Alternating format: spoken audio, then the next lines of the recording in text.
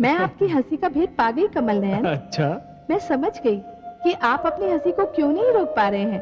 अच्छा तो बताइए तो सही कि हमें हंसी क्यों आई। देवराज इंद्र ने अपने ही मुख से अपने आप को महान कहा, इसलिए। आप ठीक समझी महादेवी। अपने ही मुख से अपने आप को केवल वही लोग महान कहते हैं जिन्हें यह भय होता है कि कदाचित कोई और उन्हें महान नहीं कहेगा। यह तो आत्मविश्वास की कमी का प्रतीक है देवी। सत्य तो यह है कि मुझे भी देवराज इंद्र का यह अभिमान अच्छा नहीं लगा। देवी, अभिमान और घमंड स्वयं से छल करने का दूसरा नाम है।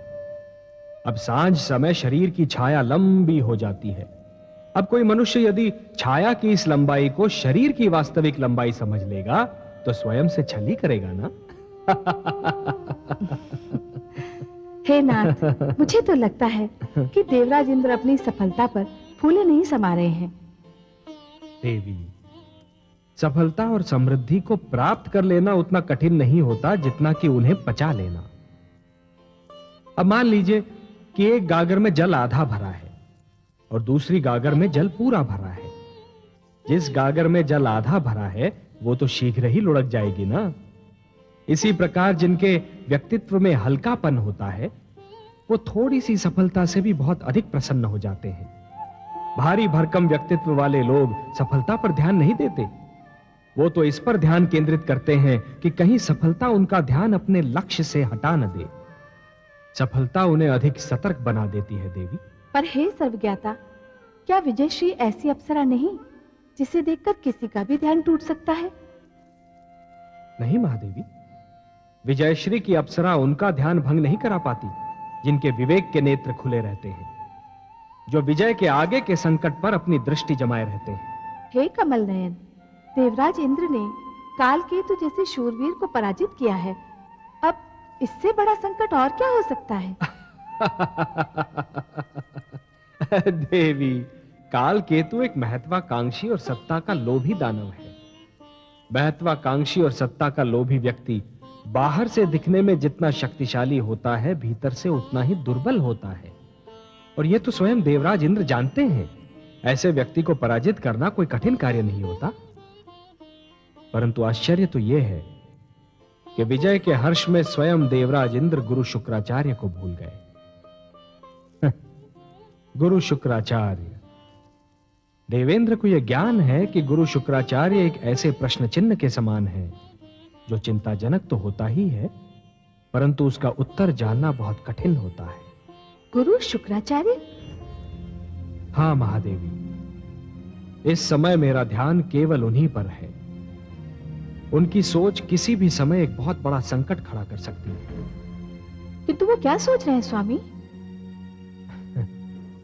महादेवी, जिस प्रकार एक धनी जिसका धन चोरी हो जाता है वो अपने धन को सबसे छुपाता फिरता है, उसी प्रकार एक चोट खाया हुआ विद्वान अपनी सोच को सबसे छुपाने का प्रयत्न करता है।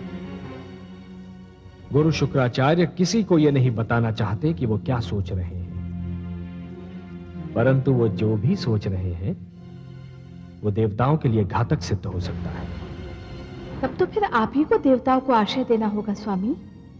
नहीं महादेवी, ऐसी परिस्थिति तो उत्पन्न ही नहीं होनी चाहिए जब किसी को किसी और को आश्रय देना पड़े।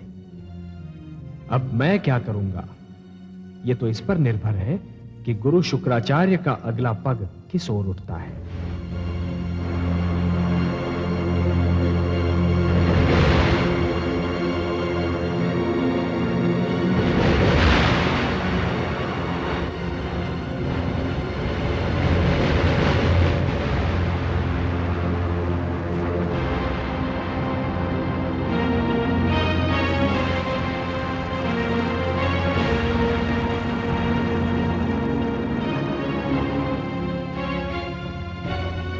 ये सब मेरे कारण हुआ है।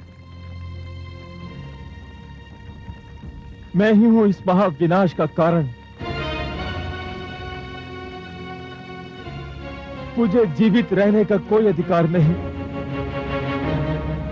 कोई अधिकार नहीं।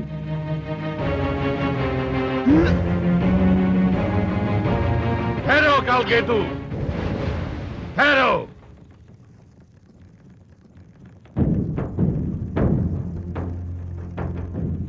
प्रणाम गुरुवर। ये तुम दूसरी मूर्खता करोगे। दानव वीरों के ये शव, धड़ से कटे हुए ये सिर, युद्ध क्षेत्र की धरती पर बहता हुआ ये लहू, ये सब पुकार पुकार कर कह रहे हैं कि तुमने मेरी पहली आज्ञा का पालन न करने का दंड भोगा है। मैंने जब तुम दानवों का गुरु बनना स्वीकार किया था तो तुमसे ये भी वचन लिया था कि तुम देवताओं से उस समय तक युद्ध नहीं करोगे जब तक मैं अनुमति नहीं दूंगा। यदि तुमने अपने वचन का पालन किया होता, यदि तुमने मेरा कहना माना, तो आज इस युद्ध भूमि में दानवों के शव के स्थान पर देवलोक वासियों के शव दिखाई दे रहे होते। मुझे आपसे क्षमा मांगते हुए भी लज्जा आ रही है गुरुदेव, पर आप मुझे क्षमा कर दीजिए। प्रतिशोध और क्रोध की अग्नि ने मेरे सोचने और समझने की शक्ति को भस्म कर दिया था। क्रोध पराजय का पहला लक्षण है कालकेतु।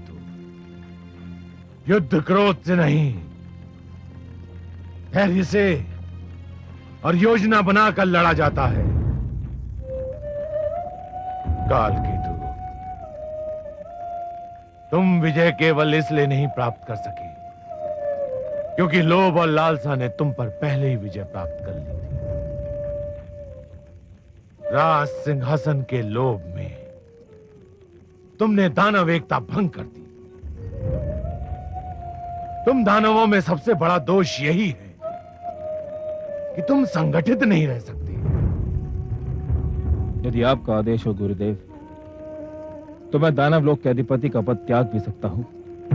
यह तो सिंहासन पर बैठने से पहले तुम्हें सोचना चाहिए था कालकेतु। आप जिसे चाहेंगे वही हमारा अधिपति होगा गुरुदेव। अब इस विवाद में पड़ना व्यर्थ है। यह अधिपति कौन होगा और किसे होना चाहिए?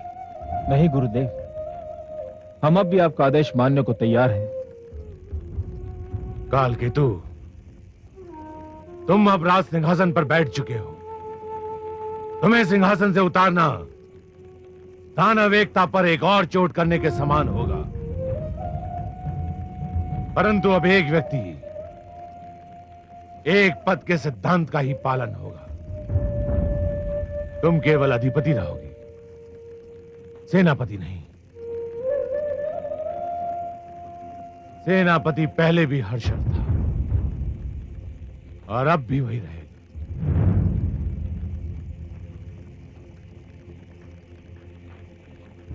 जो आज्ञा गुरुदेव। परंतु गुरुदेव, हम परास्त हुए हैं, अपमानित हुए हैं। आपके निर्देशन के बिना हमारा खोया हुआ मान और टूटा हुआ साहस वापस नहीं लौट सकता। आप हमारा मार्गदर्शन कीजिए गुरुदेव। हम एक बार फिर सिर उठाकर जीना चाहते हैं। हम देवताओं को परास्त करना चाहते हैं गुरुदेव। यह तभी संभव है जब मुझे संजीवनी मंत्र प्राप्त हो जाए।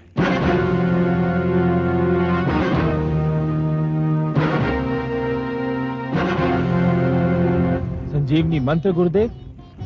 संजीवनी मंत्र? हाँ, संजीवनी मंत्र, भगवान शिव का सबसे महान वरदान। यदि वो मंत्र मुझे मिल गया तो तुम किसी युद्ध में नहीं मरोगे। यदि मर गए तो मैं वो मंत्र फूंक कर तुम्हें पुनः जीवित कर दूंगा। गुरु शुक्राचार्य की जय! गुरु शुक्राचार्य की जय! आप धन्य हैं गुरुदेव। इस प्रकार हर युद्ध में देवताओं की संख्या घटती जाएगी और तुम दानवों की संख्या बढ़ती जाएगी। एक दिन ऐसा आएगा, देवता इतने कम रह जाएंगे कि तुम लोग सरलता पूर्वक टहलते हुए देवलोक पहुंच जाओ। देवलोक पर हमारी पताका फहराएगी। बचे कुचे देवता ही नहीं, स्वयं भगवान विष्णु भी देखते रह जाएंगे। गुरुदेव की जय, गुरुदेव की जय, गुरुदेव की जय, गुरुदेव की जय, गुरुदेव की जय। मैं भगवान शिव के दर्शन करने जा रहा हूं। तुम सब उस समय तक कोई उतावलापन नहीं दिखाओगे जब तक मैं लौट ना आऊं। जो आ जो आज्ञा गुरुदेव।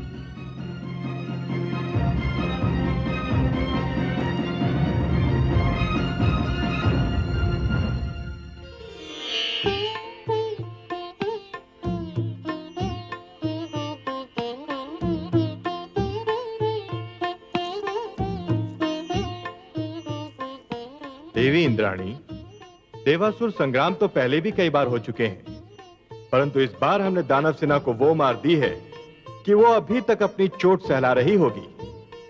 समस्त युद्ध क्षेत्र को हमने दानवों के शवों से पाट दिया।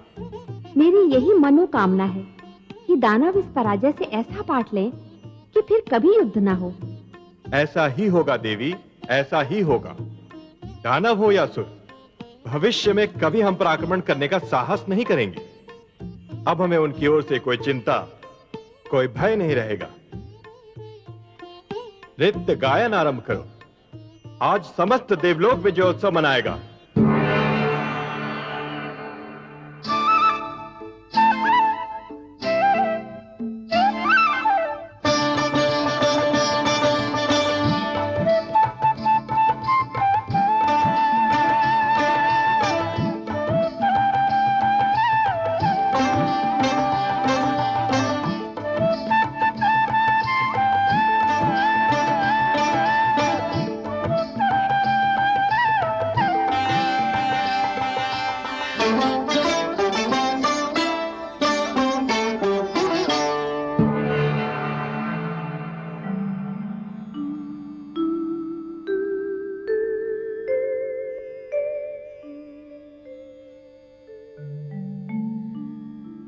हे नाथ, मैं आपकी सुंदर मुस्कान के हर रंग से परिचित हूं। इस समय भी जो मुस्कान आपके अधरों की शोभा बनी हुई है, उसके रंग को भी मैं पहचानती हूं। हे देवी, आप हमारी मुस्कान के रंग ही नहीं, हमारे हृदय की सारी धड़कनों को भी जानती हैं, और इसीलिए जान रही हैं कि मैं इंद्रलोक में होने वाले विजयोत्सव को देखकर अपनी मुस्कान को रोक नहीं पा रहा हूं। हाँ कमल नयन, और आपकी मुस्कान से जो चिंता झांक रही है, उसी से मुझे लग रहा है कि अवश्य कोई विशेष घटना घटने वाली है। आपका अनुमान बिल्कुल ठीक है महादेवी। इंद्रलोक में जो निश्चिंतता का वातावरण छाया हुआ है, वो अवश्य ही कोई रंग लाएगा। इंद्रदेव निश्चिंत होकर अपनी विजय का उत्सव तो मना रहे हैं, परंतु साथ ही जीवन का एक मूल सत्य भूल रहे हैं। किस मूल सत्य की ओर आपका संकेत है सर्वेश्वर? वो सत्य ये है महादेवी कि सूर्योदय के समय जो अंधकार इस धरती से भाग खड़ा होता है और घने वनों और गुफाओं में जाकर छुपता है, वही अंधकार सूर्यास्त का समय निकट आते ही फिर से अपना सिर उठाने लगता है और सूर्यास्त होने के साथ ही इस धरती पर फिर से अपना अधिकार जमा लेता है। यही शत्रु का भी चरित्र होता है। वो अपने शक्तिशाली विरोधी से युद्ध में हारकर रण क्षेत्र से भाग तो अवश्य जाता है, परंतु अपने विरोधी को निश्चिंत पाते ही फिर से अपनी पराजय का प्रतिशोध लेने के लिए आक्रमण कर देता है। विजय कभी स्थायी नहीं होती महादेवी। शत्रु और अग्नि को कभी छोटा और दुर्बल नहीं समझना चाहिए। दोनों किसी भी समय विकराल रूप धारण कर सकते हैं, इसलिए दोनों से सावधान रहना चाहिए। हे विश्वव्यापी, तो क्या दानव देवलोक पर फिर से आक्रमण करने वाले हैं? हाँ, कर भी सकते हैं। पर अभी तो देवराज इंद्र ने उनकी सारी शक्ति को चूर चूर कर दिया है। दानव शक्ति का केंद्र है दैत्य गुरु शुक्राचार्य का मस्तिष्क, जो इस समय भयंकर रूप से सक्रिय है, पूर्णतया जागा हुआ है। उसे एक पल भी चैन नहीं। दैत्य गुरु जो करने जा रहे हैं, उससे यह तो स्पष्ट है कि उनके मस्तिष्क में कोई भयानक योजना पनप रही है। क्या करने जा रहे हैं दैत्य गुरु शुक्राचार्य? वो भगवान शिव के पास जा रहे हैं संजीवनी मंत्र मांगने, और यदि उनकी योजना के अनुसार भगवान शिव से उन्हें संजीवनी मंत्र मिल गया तो देवताओं के लिए दानवों को जीत पाना असंभव हो जाएगा। ये तो सचमुच बहुत गंभीर समस्या है। हे देवेश्वर, सब जानते हैं कि भगवान शिव बहुत भोले हैं। कोई भी उनसे कुछ भी मांगे तो वो दे देते हैं। कोई भी उनके सामने झोली फैला दे तो वो उसे तुरंत भर देते हैं। दैत्य गुरु शुक्राचार्य बहुत चतुर हैं। कहीं भोलेनाथ उन्हें ये मंत्र दे न दे। भोले अवश्य हैं हमारे शिव शंकर, परंतु उन्हें यह भली भांति ज्ञात है कि संजीवनी मंत्र उस शक्तिशाली शस्त्र के समान है जिसका सदुपयोग भी संभव है और दुरुपयोग भी, जिससे रक्षा भी की जा सकती है और विनाश भी। जिस प्रकार एक दीपक प्रकाश भी फैला सकता है और घर को आग भी लगा सकता है, उसी प्रकार संजीवनी मंत्र सत्यवादी को भी जीवन दे सकता है और असत्यवादी को भी। भगवान शिव तो यह भी भली भांति जानते हैं देवी कि मांगने वाले से देने वाले का उत्तरदायित्व कहीं अधिक बड़ा होता है। मांगने वाला तो कुछ भी मांग सकता है, परंतु देने वाले को यह सोच लेना चाहिए कि वो जो दे रहा है और जिसे दे रहा है वो उसके योग्य है भी या नहीं। यदि दैत्य गुरु शुक्राचार्य के लोक कल्याण का अर्थ केवल दानव कल्याण है, तब तो यह एक बहुत बड़े अनर्थ का सूचक है देवी। स्वामी, भगवान शिव ये निर्णय कैसे करेंगे कि दैत्य गुरु शुक्राचार्य संजीवनी मंत्र के योग्य हैं या नहीं? ये तो भगवान शिव का अधिकार है, उनका क्षेत्र है, इसे उन्हीं पर छोड़ दीजिए देवी। हाँ, हमारे भगवान शिव शंकर भोले अवश्य हैं, पर उतने ही बड़े पारखी भी। यदि वो चाहें तो किसी को भी परख लेना उनके लिए एकदम सरल कार्य है। फिर भी क्या ये उचित नहीं होगा कि देवराज इंद्र को दैत्य गुरु की योजना से अवगत करा दिया जाए? कहीं ऐसा ना हो जाए कि देवराज इंद्र विजय उत्सव मनाते रहें और दैत्य गुरु अपने उद्देश्य में सफल हो जाएं? यही तो हमारी भी चिंता है देवी। देवराज इंद्र की निश्चिंतता हमें चिंतित कर रही है। विजय ने उन्हें नीति के मार्ग से हटा दिया है। उनका तो यह कार्य था कि अपने गुप्तचर भेजकर अपने शत्रु की गतिविधियों से सतर्क रहते। आपने उचित परामर्श दिया है देवी, हम देवेंद्र को सूचित करेंगे। जय विजय। आज्ञा सर्वेश्वर। तुम दोनों इंद्रलोक जाओ और देवेंद्र को सूचना दो कि दैत्य गुरु शुक्राचार्य भगवान शिव शंकर से संजीवनी मंत्र मांगने जा रहे हैं, और यदि यह मंत्र उन्हें मिला तो देवलोक पर संकट आ सकता है। उनसे कहो कि इस समस्या का तुरंत समाधान ढूंढें। जो आज्ञा देवेश्वर।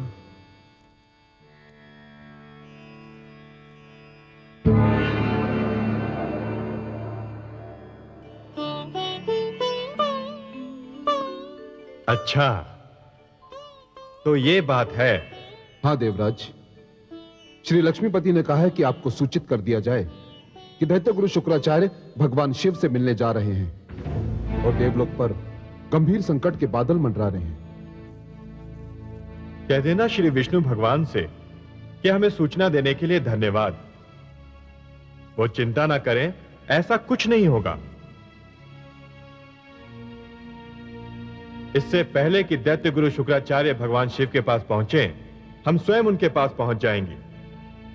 भगवान शिव पर हमारा अधिकार अधिक है।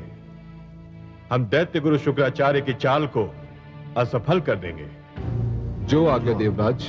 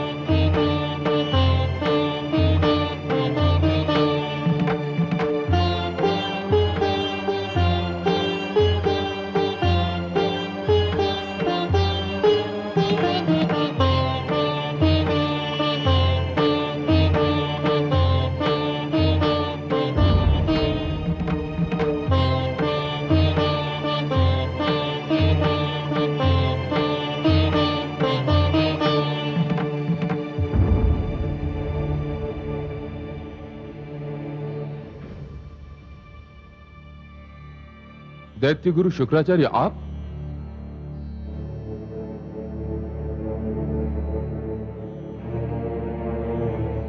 हे महादेव, मैं एक याचना लेकर आपके चरणों में उपस्थित हूं। हे शिव शंकर,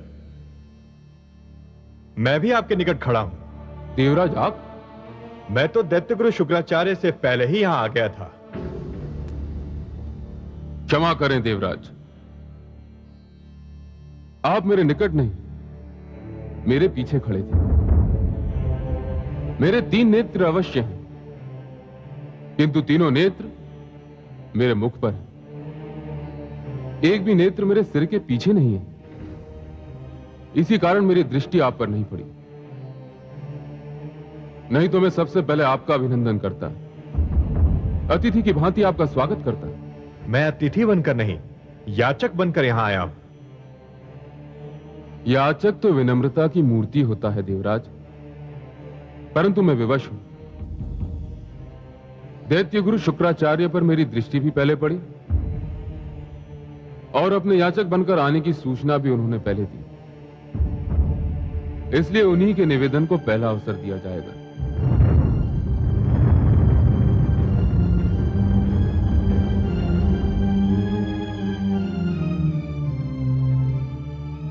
अपनी इच्छा व्यक्त कीजिए दैत्य गुरु शुक्राचार्य।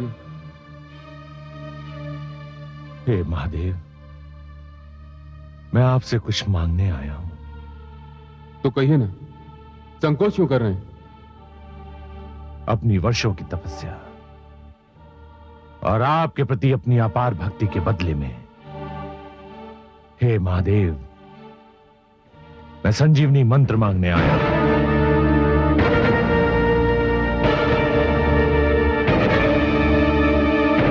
हे शिव शंकर, यही मंत्र तो मैं भी मांगने आया हूं आपसे। आप दोनों ने एक ही मंत्र मांगा है। मेरे लिए आप दोनों महान हैं। आप देवताओं के राजा हैं। दैत्य गुरु शुक्राचार्य महान विद्वान हैं। सत्य पूछिए तो आप दोनों ही संजीवनी मंत्र के सुपात्र हैं।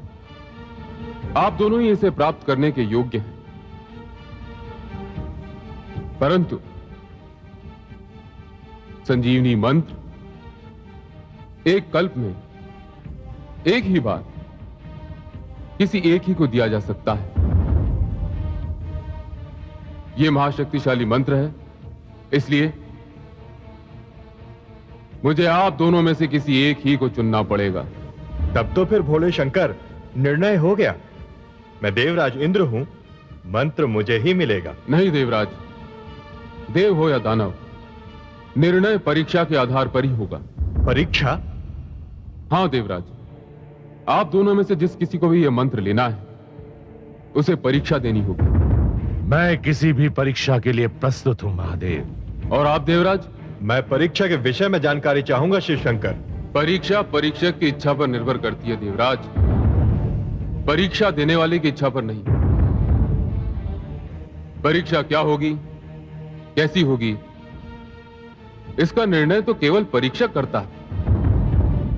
फिर भी आपने जानकारी चाही है तो जान लें। मैं संजीवनी मंत्र उसी को दूंगा जो 1 वर्ष तक धरती के 365 दिन वृक्ष से उल्टा लटक कर, जल और अन्न त्याग कर, केवल जलती हुई पत्तियों का धुआं पीता रहे पूरे 1 वर्ष। आपको स्वीकार है देवराज? और आपको दैत्य गुरु? हे महादेव, मुझे इसकी चिंता नहीं है कि परीक्षा कितनी लंबी और कितनी कठिन हो। मेरी रुचि केवल इसमें है कि परीक्षा कब आरंभ करनी।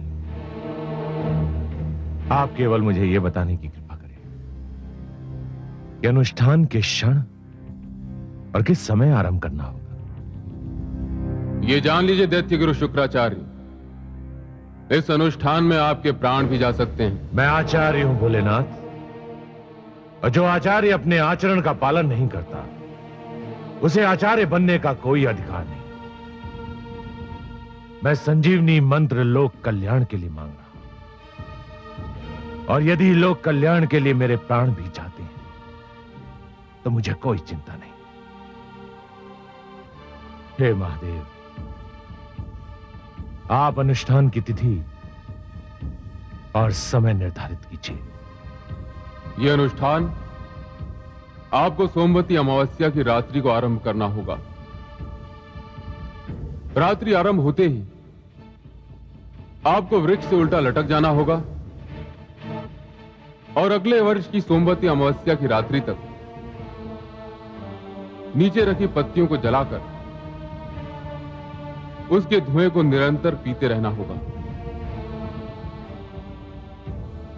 और इस अनुष्ठान के समय आपको मौन भी धारण करना होगा।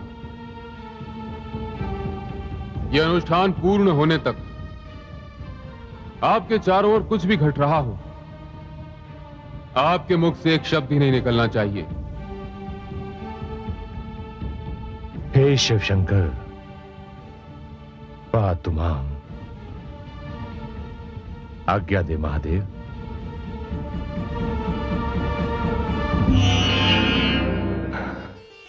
सुंदर, अतीव सुंदर। क्या निष्ठा है दैत्य गुरु शुक्राचार्य की, क्या साहस है, कितना दृढ़ निश्चय है। देखकर तो मेरे भी मुख से धन्य है का उद्गार निकल गया। वंदनीय है उनका साहस महादेवी, वंदनीय है उनका साहस, और प्रशंसा के योग्य है स्वयं वो। निस्संदेह वंदनीय है उनका साहस, निस्संदेह प्रशंसा के योग्य हैं स्वयं वे। पर हे सर्वेश्वर, क्या ये दुर्भाग्य नहीं कि ऐसा महान विद्वान दानवों के साथ है, देवताओं के साथ नहीं? क्या ये स्वयं विद्या का अपमान नहीं कि वो ऐसे पक्ष के पास है जो विद्या का आदर करना भी नहीं जानता है? है तो सही प्रिय, परंतु इसका कारण भी तो है। इसका क्या कारण है सर्वेश्वर? विद्वान का अहंकार? अहंकार। विद्वान जब विद्या के स्थान पर दूसरी बातों को प्राथमिकता देने लगता है, विद्वान जब अपमान के प्रतिशोध की अग्नि में जलने लगता है, तो उस अग्नि में सबसे पहले उसका विवेक जलकर भस्म हो जाता है। तो फिर आप दैत्य गुरु शुक्राचार्य की प्रशंसा क्यों कर रहे हैं? प्रशंसा क्यों कर रहा था? देवी, यदि गुण शत्रु में भी हो तब भी वो प्रशंसा के योग्य हैं। अग्नि तो किसी भी वस्तु को जलाकर भस्म कर देती है, परंतु क्या अग्नि के ताप की महत्ता से मुख मोड़ा जा सकता है? परंतु देवराज इंद्र ने आज मुझे बहुत निराश किया। परीक्षा का नाम सुनते ही वे भयभीत हो गए। मुझे उनसे ऐसी आशा न थी।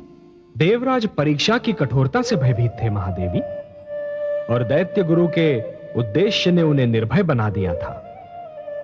इसीलिए मैं कहता हूं देवी कि प्रत्येक मनुष्य के सम्मुख जीवन में कोई ना कोई उद्देश्य अवश्य होना चाहिए। देवराज इंद्र अपने नंदनवन में मग्न है और दैत्य गुरु के सम्मुख एक उद्देश्य है।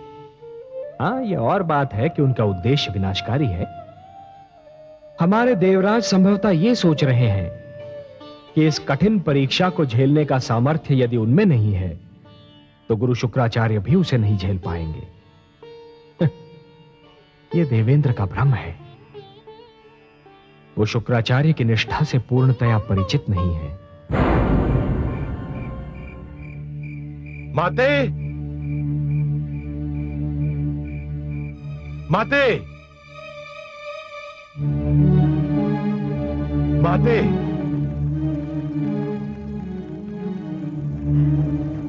पुत्र, आयुष्मान भव पुत्र। मैं आपका आशीर्वाद लेने आया हूं माते। मेरा आशीर्वाद तो जन्म से ही तुम्हारे साथ है पुत्र। मेरे आशीर्वाद के तुम ही प्रथम और अंतिम अधिकारी हो। परंतु सदैव चिंतित दिखने वाले इस मुख पर आज हर्ष और उल्लास की किरणें देखकर मेरा हृदय भी प्रसन्नता से झूम उठा है। अवश्य ही कोई अनहोनी हुई है। हाँ माते, मैं बहुत प्रसन्न हूं। मैंने आज महादेव के समक्ष एक अनुष्ठान का प्रण किया है। तुम्हारा तो जीवन ही अनुष्ठानों की पूर्ति में बीता है पुत्र, इसमें नई बात कौन सी है? परंतु ये अनुष्ठान सबसे भिन्न है माते, और सबसे अधिक कठिन। मेरे पुत्र के लिए कोई अनुष्ठान कठिन हो, ये मैं मान ही नहीं सकती। ये सत्य है माते।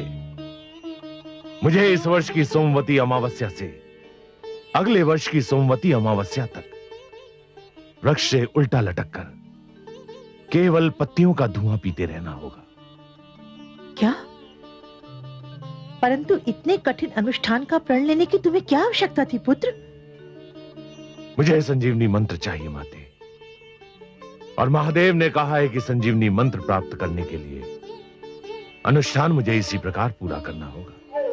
परंतु पुत्र, तुम्हें संजीवनी मंत्र क्यों चाहिए? अपने दैत्य शिष्यों को जीवन दान देने के लिए, उन्हें मृत्यु से बचाने के लिए, देवताओं को पराजित करने के लिए और अपने अपमान का प्रतिशोध लेने के लिए। मैंने तुम्हें आज तक कोई कार्य करने से नहीं रोका पुत्र, पर एक बात का ध्यान रखना, शत्रु को पराजित करने के लिए चरित्रहीन तत्वों से मेलजोल कोई लाभदायक नीति नहीं होती। फिर भी तुमने यदि अपने शिष्यों का कल्याण करने की ठान ही ली है, तो मैं तुम्हें गुरु धर्म निभाने का आशीर्वाद देती हूँ। मुझे गर्व है कि मेरे पुत्र ने जिस अनुष्ठान की ठानी है, वो इतिहास में अपने आप में एक उदाहरण है। ऐसे अभियान की बात मेरे पुत्र के सिवा ना तो किसी ने सोची है और ना कोई सोच सकता है। मुझे अपनी माता से यही आशा थी कि वो मेरे सिर को अपने आशीर्वाद की छांव से अवश्य ढक लेगी। मुझे गर्व है कि मैं ऐसे पुत्र की मां हूं जिसके जीवन का एक ही उद्देश्य रहा है, असंभव को संभव बनाना। मेरे साथ मेरी माता का आशीर्वाद रहा है, इसीलिए असंभव को संभव बनाने में मैं समर्थ रहा। अब मुझे आपका आशीष मिल गया, तो इस अनुष्ठान को भी संभव बनाकर दिखा दूंगा। यशस्वी भव पुत्र। आज्ञा दे माते।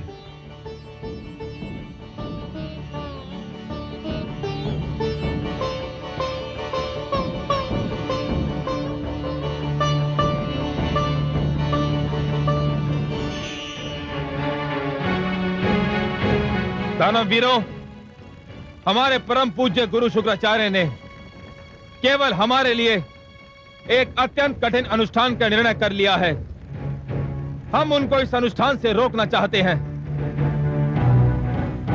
हम इतने स्वार्थी नहीं हैं कि शक्ति और बल प्राप्त करने के लिए अपने महान विद्वान की बलि चढ़ा दें। इस अनुष्ठान में उनके प्राण जाने का भय है।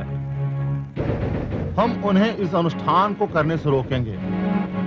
यदि हम सबने मिलकर उनके सामने इच्छा प्रकट की और उनसे इस अनुष्ठान को स्थगित करने की विनती की, तो वो अवश्य ही हमारी इस बात को मान जाएंगे।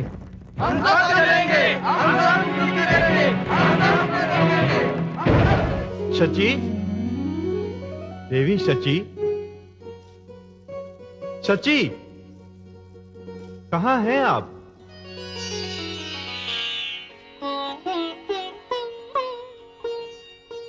आज तो आप बहुत प्रसन्न दिखाई दे रहे हैं स्वामी। हाँ देवी, आज मैं बहुत प्रसन्न हूँ। शत्रु जब अपने कंधों पर ऐसा बोझ उठा ले जो उसकी कमर तोड़ सकता हो, तो प्रसन्न होना स्वाभाविक है। आपका संकेत गुरु शुक्राचार्य की ओर है? हाँ, मेरा संकेत उन्हीं की ओर है। गुरु शुक्राचार्य ने हमसे शत्रुता की धुन में एक ऐसी तपस्या स्वीकार कर ली है जो एक वर्ष तो क्या, एक सप्ताह में ही उनके प्राण लेकर छोड़ेगी। आप तो जानती हैं, यदि हमारे और दैत्यों के बीच से गुरु शुक्राचार्य निकल जाएं, तो हम दैत्यों को चुटकियों में मसल कर रख सकते हैं। और यदि गुरु शुक्राचार्य अपने इस अनुष्ठान में सफल हो गए तो?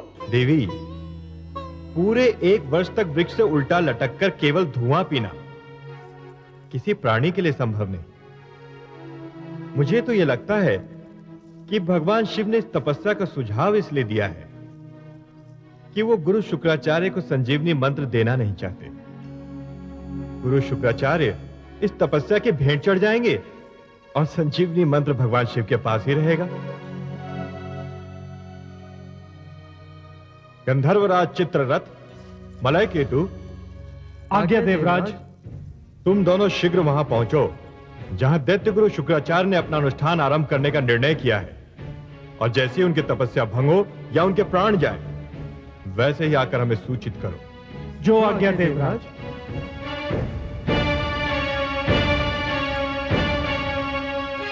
देख लीजिएगा देवी, इन्हें लौटने और दैत्य गुरु की तपस्या का अंत हो जाने का समाचार लाने में अधिक समय नहीं लगेगा।